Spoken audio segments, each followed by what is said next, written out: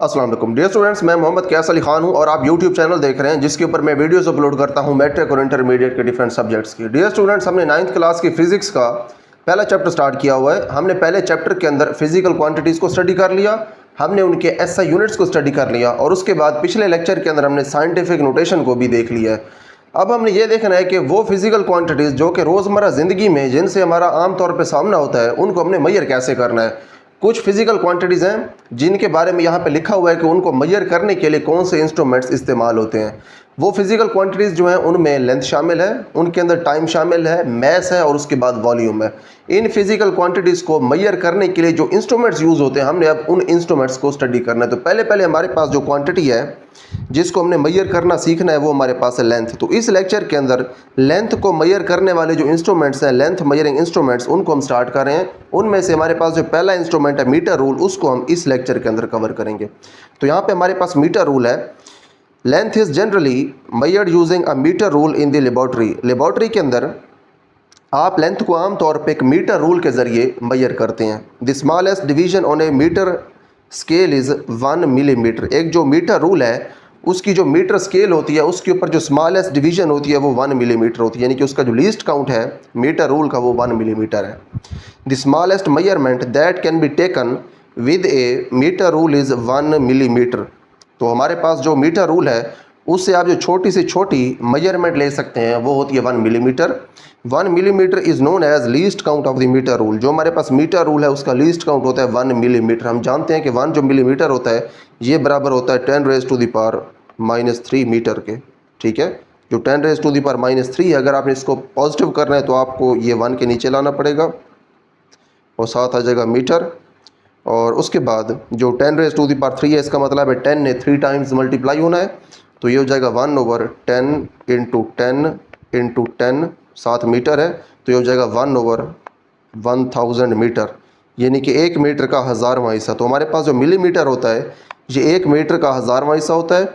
इसका मतलब ये है कि हमारे पास जो मीटर रूल है वो कम से कम हमें जो लेंथ दे सकता है वो है 1 मीटर का 1000वां हिस्सा, यानी कि 1 मिलीमीटर।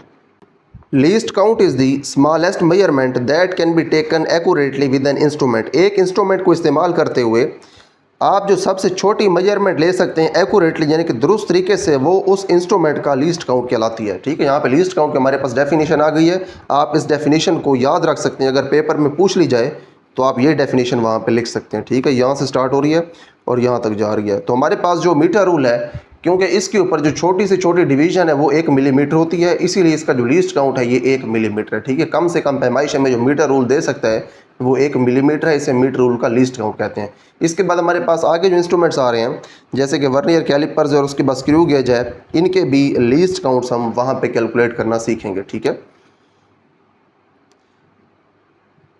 तो उसके बाद अच्छा एक चीज़ और मैं आपको बता दूं, जैसे कि इसके नाम से जाहिर है मीटर रूल, तो जो मीटर रूल होता है हमारे पास इसकी लेंथ 1 मीटर के बराबर होती है, ठीक है।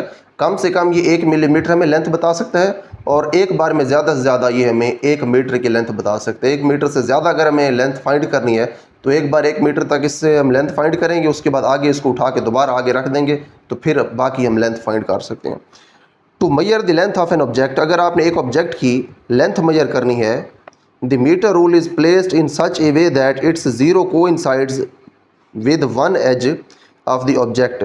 मिसाल के तौर पे आपके पास ये ऑब्जेक्ट पड़ा हुआ है, यहाँ पे अगर आप देखें डायग्राम के अंदर, ठीक है, ये है जी आपके पास ऑब्जेक्ट। यहाँ पे देखिए आपने इसको इस तरह से रखा है कि जो इस मीटर रूल की ज़ीरो है वो बिल्कुल इसके एक एज के ऊपर मिल रही है, एक एज के साथ कोइंसाइड कर रही है। तो उसके बाद देखिए आपने क्या करना है, and then the reading in front of the other edge is the length of the object. और दूसरा जो एज होता है उस ऑब्जेक्ट का, उसका जो दूसरा किनारा होता है, एज कहते हैं किनारे को, ये वाला किनारा, उसके साथ जो रीडिंग होती है वो असल में इसकी लेंथ होती है ऑब्जेक्ट की, ठीक है। यहाँ पे ये आपको रीडिंग मिल रही है मीटर रूल से। तो आपने मीटर रूल को किसी ऑब्जेक्ट के साथ इस तरह से रखा है कि मीटर रूल का एक जो किनारा है या मीटर रूल की जो ज़ीरो है, ठीक है, मीटर रूल के लिए आपने ज़ीरो का वर्ड इस्तेमाल करना है क्योंकि ये जो ज़ीरो है मीटर रूल की, इसको आपने इसके साथ लिखना है। और उसके बाद जो इसका पहला किनारा है ऑब्जेक्ट का, उसके साथ मीटर रूल की ज़ीरो मिलनी चाहिए, और जो ऑब्जेक्ट का दूसरा किनारा है उसके साथ जो भी रीडिंग मिलेगी मीटर रूल की वो असल में इसकी जो है वो लेंथ बन जाएगी, ठीक है। One common source of error comes from the angle eight which an instrument is red. अब देखें, जिस एंगल के ऊपर आप इंस्ट्रूमेंट को रीड करते हैं, उसे रीडिंग लेते हैं, वो जो एंगल है, वो जो एरर होता है आपके पास, उसका एक ज़रिया बनता है। ठीक है, अगर आप गलत एंगल के ऊपर रीडिंग लेंगे तो आपकी जो रीडिंग है वो गलत आएगी। अब देखिए, यहाँ पे आप देखें, उन्होंने इसको डायग्राम के अंदर दिखाया है। अगर आप रीडिंग लें यहाँ से, देखें यहाँ पर उन्होंने आँख बनाई है यहाँ पे, कि आप यहाँ से देख रहे हैं। अगर आप यहाँ से तिरछा करके इसको देखेंगे तो एज तो इसका है यहाँ पे, देखें रीडिंग तो इसकी जो दुरुस्त बनती है वो ये बनती है। इसके ऊपर देखें यहाँ पे आँख बनी हुई है, इसका मतलब यहाँ से अगर आप देखें तो ये करेक्ट बनता है। यहाँ पर उन्होंने करेक्ट लिखा भी है और वो बनता है 1.8 सेंटीमीटर। लेकिन अगर आप यहाँ से देखते हैं तो फिर यहाँ से जब आप इसको तिरछा देखेंगे तो लाइन तो फिर यहाँ से जाएगी। इसका मतलब है ये वाली जो आपके पास लाइन है ये आपको रीडिंग देगी और रीडिंग आपको मिलेगी 1.5 सेंटीमीटर कम आपको रीडिंग मिलेगी। लेकिन अगर आप आगे से देखते हैं इधर से, तो इधर से देखें फिर आपको ये जो लाइन है 2 वाली जी आपको नज़र आएगी और फिर आप ये कहेंगे कि इसकी रीडिंग है 2 सेंटीमीटर, तो फिर ये भी गलत हो जाएगी, ये भी इनकरेक्ट होगी। आपने जब रीडिंग लेनी है तो आपने इन एंगल्स के ऊपर रीडिंग नहीं लेनी, आपने सिर्फ और सिर्फ सीधी रीडिंग लेनी है यहाँ से, तो वो आएगी 1.8 सेंटीमीटर। इस तरह से जब आप रीडिंग लेंगे एंगल को सामने रखते हुए तो तब आपकी रीडिंग्स दुरुस्त होंगी। गलत एंगल के ऊपर अगर आप रीडिंग लेंगे तो फिर आपकी रीडिंग गलत हो जाएगी। मीटर रूलर, अब मीटर रूलर जो है उसको प्लेस करने का यहाँ पे तरीका आ रहा है कि आपने उसको किस तरह से रख के रीडिंग लेनी है। Metre ruler should either be tipped on its edge. अब देखें, जो मीटर रूलर है इसको आपने या तो अपने किनारे के ऊपर रखना है या किनारे के बल आपने इसको खड़ा करना है। अब देखिए यहाँ पे इसको आपने कैसे खड़ा किया, आपने इसको किनारे के बल खड़ा किया। इसका जो किनारा है, इसका जो एज है मीटर रूलर का, आपने इसको नीचे फ्लैट तरीके से नीचे नहीं रखा। मिसाल के तौर पे ये अगर मीटर रूलर हो तो आपने इसको ऐसे नहीं रखना, ठीक है, आपने इसको ऐसे रखना। इसका जो नीचे वाला किनारा होता है, इस किनारे के बल आपने इसको खड़ा करना है। इधर भी आपने इसको ऐसे ही किया है। और read when the persons I is directly above the ruler, या फिर आपने ये करना है कि आपने इस तरह से रीडिंग लेनी है कि जो पर्सन है जो कि रीडिंग ले रहा है उसकी जो आंख है वो डायरेक्टली अबव होनी चाहिए रूलर के, जैसे कि यहाँ पे इस डायग्राम के अंदर दिखाया हुआ है। ठीक है, यहाँ पे जो आंख है रीडिंग लेने वाले की, ये उस लाइन के बिल्कुल ऊपर है जिसके ऊपर रीडिंग शो हो रही है। ठीक है, तो ये यहाँ पे तरीका है कि या तो आपने उसको, उसका जो एज है उसके बल आपने उसको खड़ा करना है मीटर रूलर को, या फिर जो देखने वाला है उसकी आंख उसके बिल्कुल ऊपर होनी चाहिए। As shown in figure 1.1 at point B. अब देखें पॉइंट बी के ऊपर जो है वो दुरुस्त तरीका है, ये है आपके पास पॉइंट बी। ठीक है, यहाँ पे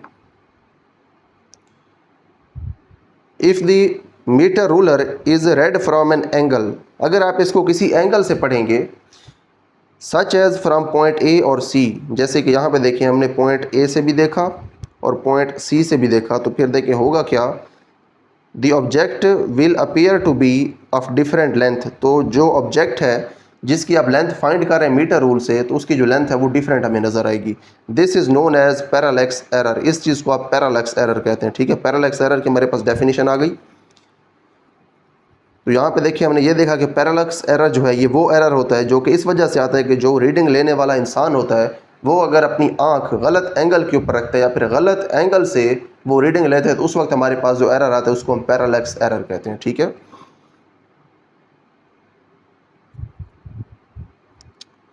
इसको आप इंग्लिश में ऐसे कह सकते हैं, this is a type of error which comes from taking the reading from an incorrect angle. जब आप एक गलत एंगल से रीडिंग लेते हैं तो आपकी जो आंख है वो गलत रीडिंग देखती है, इससे जो फिर एरर आता है इसको आप पैरालैक्स एरर कहते हैं। अब देखिए यहाँ पे हमारे पास जो मीटर रूल है उसका टॉपिक कंप्लीट हो गया। इसके अंदर एक और भी यहाँ पे देखिए इन्फॉर्मेशन लिखी हुई है बॉक्स के अंदर, इसको आप देख लें मेजरिंग टेप के बारे में। अब देखें नीचे जो पैरालैक्स एरर है उसके बारे में भी यहाँ पे लिखा हुआ है, इसको हम पहले देख लेते हैं फॉर योर इन्फॉर्मेशन, क्योंकि ये टॉपिक ऐसा है, उसको बाद में देखेंगे हम मेजरिंग टेप को। Parallax error is due to incorrect position of eye. अब आँख की जो गलत पोजीशन है इसकी वजह से होता है parallax error when taking measurements, जब आप मेजरमेंट्स लेते हैं। It can be avoided by keeping eye perpendicular to the scale reading. It can be avoided यानी कि इससे बचा जा सकता है बाय कीपिंग आई, आँख को रखने से। आँख आपने कहाँ पे रखनी है, perpendicular to the scale reading. जो स्केल रीडिंग है उसके आपने इसको रखना है परपेंडिकुलर। परपेंडिकुलर का मतलब ये है कि आपने इसको 90 डिग्री के एंगल के ऊपर रखना है।